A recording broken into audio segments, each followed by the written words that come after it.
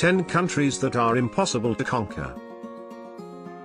Iran. You know you are a difficult country to handle when you are called Fortress Iran. Turkey, US, Saudi Arabia, they all came to dismantle it, but Iran never gave them an inch. 500,000 soldiers, 137 aircrafts, 1,658 tanks, they are always battle ready. And add to it the difficult terrain of Iran, the conquest seems even more difficult. Australia.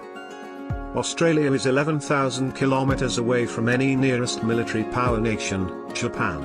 Australia has a floating desert in the middle of nowhere, which leaves its soldiers to hide in and conduct guerrilla raids from. Fun fact, Japan did actually plan to launch a counter on Australia, but it abandoned its plan for the same reasons. Russia. Neither Napoleon nor Hitler could invade Russia. If two most powerful rulers couldn't get it, then imagine how hard it is to invade Russia. Largest country in the world by size, its geography is definitely its biggest USP, and most of which is covered with snow or surrounded by mountains. Russia currently is a military superpower, as well having a contingent of 845,000 active personnel willing to take on anyone and everyone. North Korea. A country defined by its leadership, a nation known by its ruler Kim Jong-un. It is another country which isn't easy meat by any means. Million active soldiers, 4,200 tanks, 222 battle helicopters, it is one of the biggest military assembles. Its aggressiveness keeps all other superpowers on tenterhooks, and an escalation is something which keeps everyone on their toes. Bhutan. This one is surely a surprise. Located in the Himalayas, having an army of only 6,000 with no air force or artillery. But, Bhutan belongs to that small bunch which has never been invaded, primarily owing to its difficult terrain. Located at 3,000 meters above sea level, the country is capable of causing altitude sickness.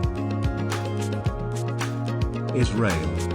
This nation's belief is simple: when the going gets tough, the tough gets going. In its brief history of 69 years, it has fought 8 battles but has not even lost a single battle. A country where military service is mandatory, a country which has the best defense system in the world, there is nothing which makes it susceptible. Canada. Canada just as cold as Russia, while by area its size is next only to Russia. Given its size and vast expanses of wilderness, invading Canada by force can pose problems for anyone.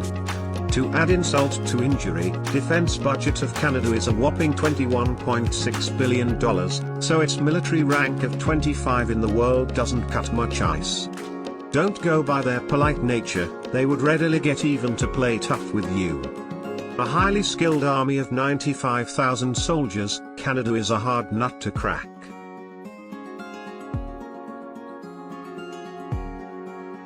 Switzerland. National Redoubt, Switzerland, is a defensive plan adopted by the country which uses the Alps as a roadblock to any invasion. The Swiss military has not only built tunnels, bunkers and fortresses inside the mountains, it has also wired the entire mountains and infrastructure, such as roads and bridges, to blow up in case of any invasion.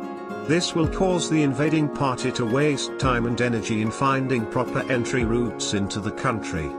Even though Switzerland has about 150,000 active military personnel, if the nation gets invaded, almost 4 million citizens are immediately available for military service, with another 3 million fit for service as well. Basically, in a heartbeat, the nation gets all of its able-bodied citizens ready to pick a fight with the invaders. Japan. One of the few civilizations which has never been enslaved throughout its history, which speaks volumes about the country's tenacity. Hiroshima, Nagasaki did take away some sheen of the country, but even then their rise back to success has been stupendous. 250,000 soldiers, 600 tanks, $40 billion investment, Japan is a force with whom not many would want to play. USA.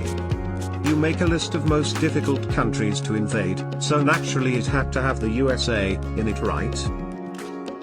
$596 billion investment in, which is more than the combined might of next 7 high-spending nations. This economic power coupled with the country's scale renders any talk of invading it meaningless.